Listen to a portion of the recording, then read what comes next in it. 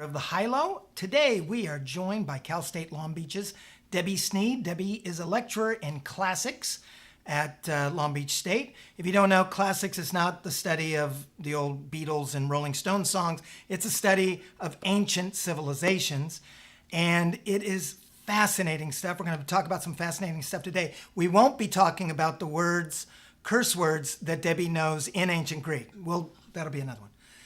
Debby has discovered, and this made big news in the world of classics, that ancient Greek temples had ramps that were there to facilitate, to help people who had issues with mobility. This would be big news anytime, but it comes at a particularly interesting time that we are celebrating here in America the 30th anniversary of the American with Disabilities Act, which created, of course, all types of manners of ramps and other things to help people with mobility issues get into buildings. Typical of Americans, we thought we invented this. Debby has found out, this is probably about 2,500 years old, maybe 3,000 years old. So anyways, Debby, thank you for being here. Yeah, I'm happy to be here. What got you moving in this direction? Because it sounds like a detective story. How did you first get word of, or kind of a clue that these ramps actually existed? So the fact of ramps in the ancient Greek world isn't exactly hidden. It's something that I learned about very early on in my studies, that some Greek temples have ramps. And then that's all I ever learned about them, is that some Greek temples have ramps. We never talked about them. They sometimes aren't even shown on top plans that are put in student textbooks. They're just not really engaged with. And then when I started my PhD at UCLA, I was looking at disability in the ancient Greek world, trying to understand what disability meant and what it would have meant to live with a disability in the ancient Greek world. And so I was studying that, and I was looking at healing sanctuaries. So there's a healing god named Asclepius, and Asclepius had this really important sanctuary at the site called Epidaurus, which is in the sort of northeastern Peloponnese.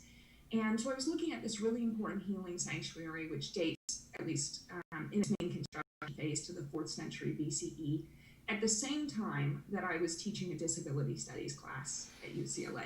And so talking with students and regularly presenting ideas and sort of stories, memoirs of people with disabilities talking about issues of access.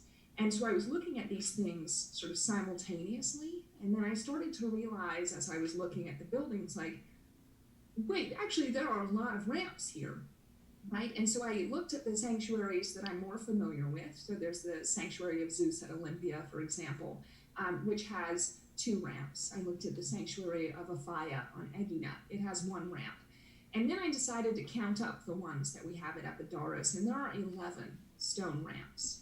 And whether or not this is a regional phenomenon is almost irrelevant to this, because you have to explain why at this sanctuary there are 11 when at most other sanctuaries there are 0 or 1.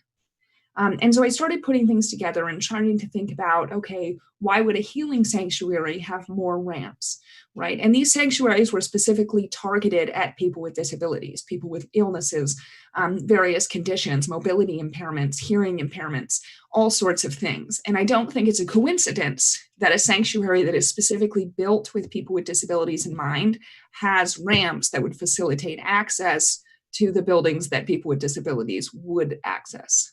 Well, I think I read somewhere that a while ago, people dismissed the ramps as something that they would use to bring animals up for sacrifice, but you've dispelled that. Yeah, so it's not that they can't have been used for that. Yeah. Okay, ramps are multifunctional things. This is the idea behind what we now call universal design, right? That you design things with the most number of people sort of in mind, right? So if you think about modern ramps, right, they're built specifically for people with disabilities, but parents pushing strollers, people making deliveries using a dolly, elderly people, pregnant women, people who just don't want to take stairs, right? They're used by everybody, even if the intention is that they'll be used by people who use wheelchairs, right? So the issue with the other interpretations for ramps, sort of those being exclusive functions, is that you don't sacrifice inside of a temple, There are very rare occasions where we have evidence of animals going into temples. But for the most part, you don't want them in there. They're sacred spaces, and there's a lot of stuff in there that you don't want them messing up. So dedications, the temples would have been packed with dedications of statues, food, textiles, all sorts of things. And you're just not bringing a bull into a temple, right? Mm. And you're sacrificing them out front. Some people argue that the ramps are used specifically for carrying stuff in and out of the temple, which is, again, another function that they could have had, except that there's another building type in ancient Greece called a treasury. And treasuries, their only job is to house heavy dedications, right? So if you go to Pan-Hellenic sanctuaries like the Sanctuary of Apollo at Delphi, a bunch of people came here. And instead of crowding up the main temple with dedications, the Athenians or the Sicyonians would have their own treasury building. So any dedications by Athenians or Sicyonians went in those buildings. So those buildings have one job. It's to house heavy dedications, and they never have ramps. And so it can't really be necessary for that purpose if those buildings don't have them. Okay, so when we think about what the ramps are for, it has to be something that applies generally to a lot of different sanctuaries, but that applies especially so at healing sanctuaries. Right. And this is where I think we talk about sort of visitors and who sanctuaries were intended to attract. Debby, were the sanctuaries, are they ancient examples of hospitals, or are these more spiritual centers where people would hope for some kind of healing? What were the healing centers like? So they're not hospitals. So there's a lot of different ways that people approached healing in the ancient Greek world. There are physicians, like how we think about doctors. There are these people called the Hippocratics who would they were itinerant physicians. They would travel around the Greek world and give what we would call sort of medical treatments to people, give them medicine and bandages and stuff like that.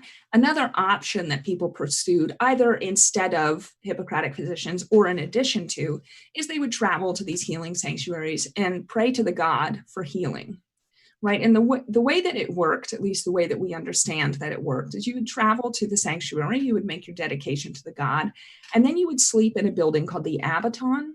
And while you were sleeping, this was called incubation. This is what the ritual is called. The god would come to you in a dream and either heal you or tell you how you could become healed. You would wake up and that would be it, right? So this is sort of how we imagined that this worked. Right. In fact, you sent us this great photo of these kind of plaster casts of what appears to be healthy legs and feet and whatever. Mm-hmm. The people who were looking to get healed would bring these at times, almost to say, I want one of these. Yes, sometimes. So those dedications are called anatomical votives, right? So they are stone or ceramic. They could also be made out of wood and other things. You would come to some sanctuaries. It wasn't at every healing sanctuary, but at some of them, and you would dedicate a version of what you would like healed, right? So at Corinth, which is another sanctuary I talk about with ramps, we have a lot of legs and feet, okay? So we can talk about whether or not that sanctuary kind of specialized in lower body mobility impairments. But you could dedicate anything, right? We have ears that are dedicated. So it could be a physical problem with your ear. It could be hearing related. It could also be sort of a mental illness, right? So your perception might be something that you wanted healing. Okay. Internal organs, so we get some really interesting like uteruses. They don't look like uteruses, but the Greeks thought that's what uteruses looked like. Livers, brains. So there's one at Corinth where it's a man's head and the top half is cut off and you can see his brain underneath. So it's just these really interesting objects that are found at Corinth, but also at a lot of healing sanctuaries in South Italy. And they're just really fantastic insights into sort of the requests that people made. It also seems to suggest to me that nothing has changed when it comes to healthcare. People with money probably always get taken better care of. It sounds to me like if you were going to do this, you were probably a person of some means, right, to be getting these things made for you and to make that trip. Yeah, potentially. This is a kind of contentious issue. Sorry, we have my research assistant. We love her. Love her. Matching her ear. So we don't know exactly how expensive these dedications would have been. Yeah. Probably people purchased them at the sanctuary. You would travel to the sanctuary. There was somebody there who just made up a bunch of legs, and you would go and pick one up and then dedicate it, right? So probably you're not traveling with them, but you could buy them already made at the sanctuary. And they could be made out of any number of materials. Probably there were some made out of precious metals, which would be the most expensive. Stone ones would be expensive, just because stone is an expensive material. But they could also be made of ceramic, which is a much less expensive material. When it comes to the ramps, we don't tend to think of ancient civilizations necessarily in terms of empathy, compassion, and kindness. We tend to think about Alexander the Great and Caesar. We tend to think of warfare, gladiators. We tend to think in these very harsh ways. Do the ramps suggest that the Greeks were much kinder than we thought, or does it suggest something else? I think that it suggests that our attitude toward people with disabilities as being kindness was not something that the ancient Greeks would have recognized. They didn't see it as a kindness to make the buildings accessible. They didn't see it as something that people with disabilities should be grateful for.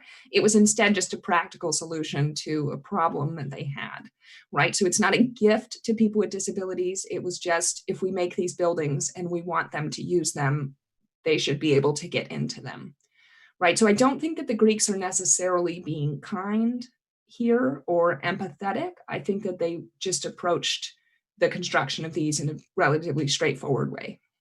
By the way, I always forget to say this. If you have questions or comments about this rather fascinating subject, please let us know through Facebook or wherever you happen to be watching us. This matter, as I said about the ramps, actually caused a huge kind of kerfuffle in the world of classics. And one of the things that I saw, maybe in an article written by Smithsonian, was not only the business of the ramps, but the situation where the Greeks apparently had some kind of welfare system. Again, we don't think of ancient civilizations in this manner, but that the Greeks had some kind of way of supporting people who couldn't support themselves. Isn't that correct? Yeah, that's right. So there are a lot of different solutions that the Greeks had for dealing with their problems. Okay, and that's problems with people, problems with architecture, and the ancient Greek world is not a sort of monolith. It's a bunch of little individual city-states. And so when we talk about an ancient Greek phenomenon, usually we're talking about a very specific city. So in Athens in the 4th century BCE, there's a kind of welfare program for people with disabilities where the city provided maintenance payments to people who were not only disabled, right? So there are plenty of disabled people, but you had to be so disabled that you couldn't support yourself financially, which is interesting because it suggests that people with disabilities could in fact support themselves financially. It's just that in rare occasions, perhaps they could not. And the city just came up with the solution for not having a bunch of impoverished people in their society, which was to provide a payment for them. And in your paper, you point out that they even had welfare frauds, that at least people were brought up on this. You have a gentleman who basically has to go to some kind of tribunal and defend himself why he's getting these welfare payments, right? Yeah, we don't know his name, but we have an entire speech that was written by the orator Lysias. He's one of our most famous orators from ancient Greece. And he writes a speech on behalf of this man who, we don't know his name, we don't know the specifics of his disability, but he tells us that he walks with 2 crutches.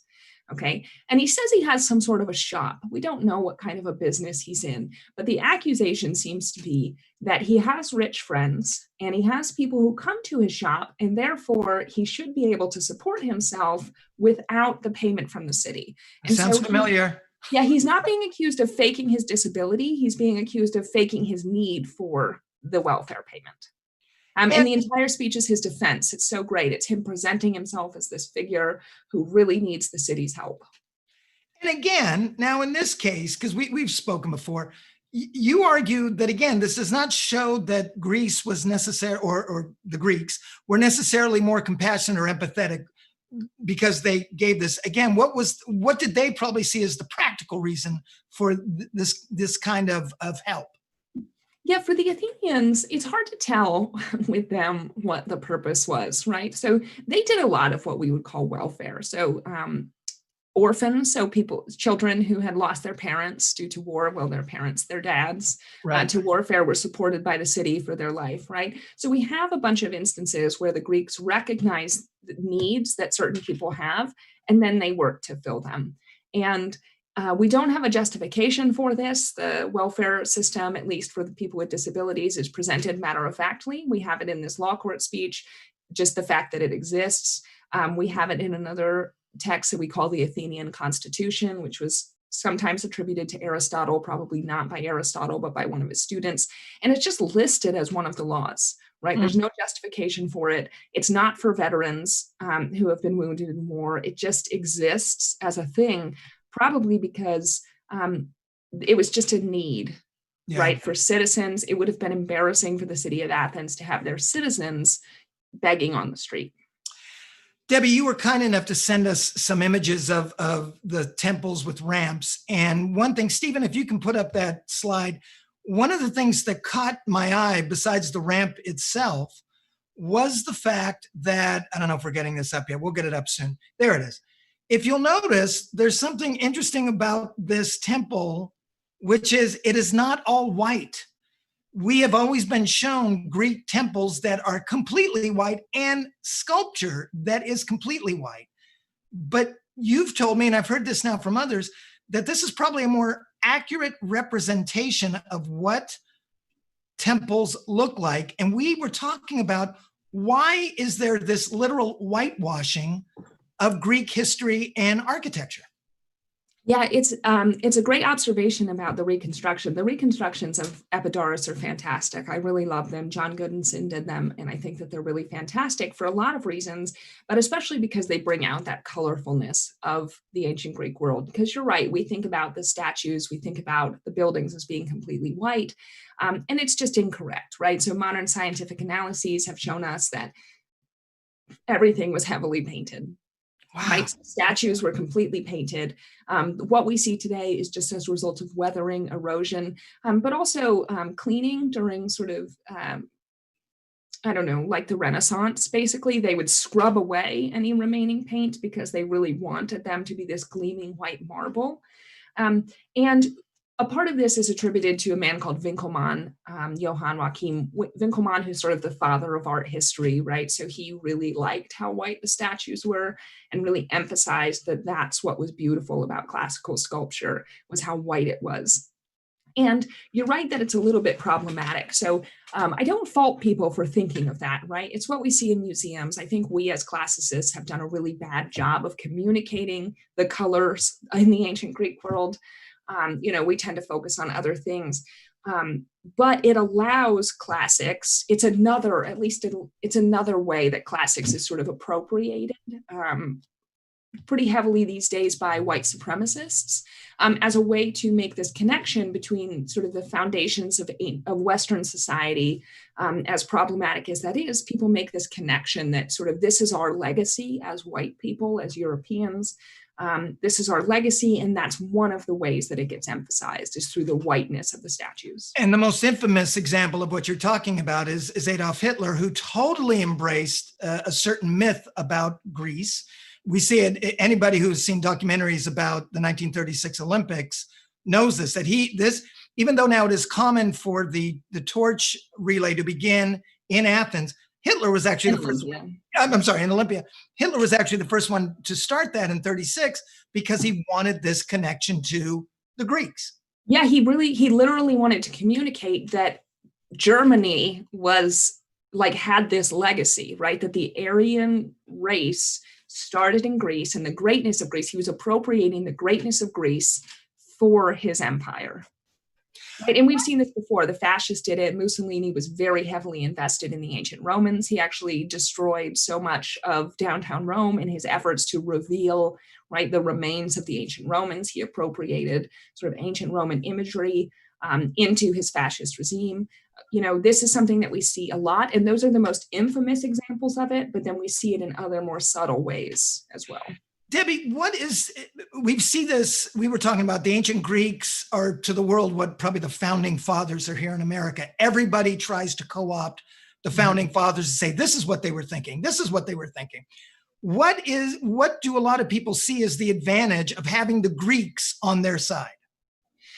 You know, a lot of things. So the Greeks, invented democracy, right? And so we see that as uniquely ours, okay, is this idea of democracy. And also we tend to associate the Greeks with sort of great literature and great art, right? They're the ones who started everything. And so if we can be the ones who started it, right, then it's ours, right? And so it's about claiming sort of superiority over other cultures because we are the ones who are the descendants of the people who did it.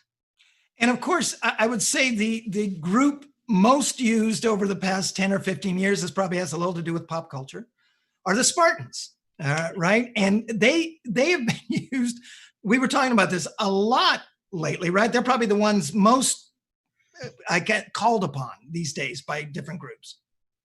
Yes. Yeah, the Spartans, people love to use the Spartans. Okay, first off, why? What is it about the Spartans people love so much? The Spartans are, these martial powers, right? They were very manly, very masculine, dominated things. They didn't care about sort of the niceties of culture. People think of them, they put this up on this kind of ideal of what, I don't want to say imperialist because I don't think people think in that ways, but just sort of this very like powerful, strong, masculine culture that we all want to be, apparently. Yeah. And so the Spartans get used a lot in this way. You see that that molon labe. I don't know if you've seen this. A lot of people love this phrase. So it's used by a lot of white supremacist groups. It's also used by non-white supremacist groups. But there's this story that we get from Plutarch of, and this goes back to like the 300, right? If you remember the movie and the graphic novel 300, right? That the Persian king has come and has told the Spartans to surrender, and they say no, and then they're lined up against battle, and he sends over an envoy that says, "Give up your weapons," and the Spartans supposedly say, "Molon labe, come and get them," right? There you go. And so, I thought you were going to curse in Greek, but okay, cool. That's cool. No, that would be a perfect opportunity. Yes, it would. They say, come and get them. Yep. Right. And so this gets used a lot, and you can see why, right? So sort of you can take the gun from my cold, dead hands or something like that, right? This sort of freedom, right? It's this idea that we're willing to die for freedom, right? And so people really love this idea of the Spartans that is in some ways true, right? The Spartans were very much like this. They were a slave-holding society. Well, not really slaves. They had indentured servants who couldn't leave or become citizens ever. So they're not exactly enslaved, but effectively so. But then they have other things. They seem to have some kind of gender equality. So some people like that, but they weren't really a gender equal society. And so for a lot of reasons, people love the Spartans. I think people are really fascinated by them. But one of the things that's particularly insidious about people's appreciation of the Spartans is that they seem to have a pretty eugenicist approach to society, right? So they have a kind of proto form of eugenics, or at least they seem to, right? And that was unfortunately used a lot, again, most infamously by Hitler and the Nazis, but also by other people, right? So there were a lot of other eugenicists, Galton, et cetera, who used these sorts of ideas as well. It would suggest that the Spartans probably would not have ramps at their temples, right? They would not be so open to people with disability. Yeah, the Spartans actually didn't really build anything. They were, interestingly, pretty against city walls. They did not have them. They didn't have a sort of downtown, an agora, in the way that other city-states did. They didn't have, it's funny because there's the Peloponnesian War in the late 5th century BCE. You've got the Spartans and the Athenians going against each other. Really, the fate of Greece is in the balance. And we have it all written down by Thucydides, this ancient historian. And he has this section at the beginning that's really interesting because he says, in the future, if people just looked at sort of the physical remains of these cities, they would say that the Spartans were nothing and the Athenians were this super great culture, right? Because the Athenians had all this architecture, all this beautiful sculpture, and the Spartans had nothing. And so Thucydides in his Prescience is saying, archaeologists of the future are going to be very confused by this. Wow. Which Speaking of archaeologists of the future, we're almost done here. Debbie's from Wyoming. I'm curious how a kid growing up in Wyoming becomes obsessed with ancient Greece. What was the kind of spark point for you? I was actually an English major in college, and I took just a writing class that fit into my schedule. We had to take it. It was a gen ed class, so I picked one randomly, and it was on classical Greek civilizations, and I hadn't known anything about them. And I started to read about them, and I was like, oh, this is pretty interesting. My professor at the time, Phil Holt, he was the sole classicist at the University of Wyoming. And then I started taking Latin. I found out about an excavation in Athens. I signed up. I had no idea what I was getting myself into. I went to Athens, my first time traveling alone, really anywhere. And it was awesome. I loved it. See, and this is why I get upset when I hear kids going to university and people are pushing them to declare a major, maybe when they're a freshman or something like that. And this is a perfect example of letting kids just kind of try whatever, and you end up in Athens. Yeah, I ended up in Athens, and it has taken me all over. I've dug in multiple places in Greece. I've dug in Italy and in Ethiopia. I've traveled to, a dozen different countries with my research. And it's just been awesome, right? It's been something. And I love that I can study things that are important to me in the present, in the past, right? I can look at issues of identity, issues of marginalization in the past, and think about the kinds of lessons that we can learn, because ancient Greece wasn't a utopia. It wasn't some progressive society that allowed everyone to flourish and et cetera, right? But it's interesting to look at what is there, how we misunderstand it in the present, and how we can correct that for the future. Well, Debbie, thanks for giving us a peek into that culture. This was fascinating. It went way too fast. I'd love to talk to you again. So make some incredible discoveries so we can bring you back on, okay? Okay, I will. Thanks a lot. Yeah, Thanks a lot, everyone. We appreciate it. We will see you tomorrow. Until then, have a great afternoon.